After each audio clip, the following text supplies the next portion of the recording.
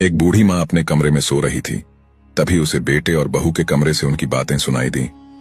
बेटा कह रहा था कि मुझे मुंबई में नौकरी मिल गई है, लेकिन हम तीनों वहां नहीं रह सकते क्योंकि कमरा छोटा है और दोनों जगह का किराया में नहीं दे सकता।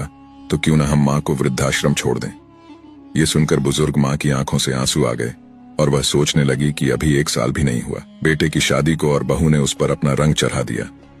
तभी दूसरी ओर पति की बात सुनकर पत्नी बोली, नहीं, मैं और सासू माँ यहीं रहेंगे। मैं पढ़ी लिखी हूं, मैं बच्चों को ट्यूशन पढ़ाकर इतना तो कमा लूंगी कि अपना और माँ का गुजारा कर सकूं। और आपने तो बताया था कि माँ ने आपको लोगों के घरों में काम करके पढ़ाया था। सोचो, अगर माँ भी आपको किसी अनाथ आश्रम में छोड़कर अपना जीवन शुरू करती तो क्या आज आप यहाँ होते। आप मुंबई में जब सेटल हो जाना तो वहां पर एक बड़ा कमरा ले लेना, तब हमें भी बुला लेना। वैसे भी माँ वृक्ष सामान होती है, वो सिर्फ छाया ही नहीं फल भी देती है। बहू की बात सुनकर माँ की आंखों में आंसू आ गए और उसे भी समझ आ रहा था कि उसे बहू के रूप में एक बहुत अच्छी बेटी मिली है। दोस्तों, कहानी का भाव यही है कि सास बहू का रिश्ता भी माँ बेटी का रिश्ता है।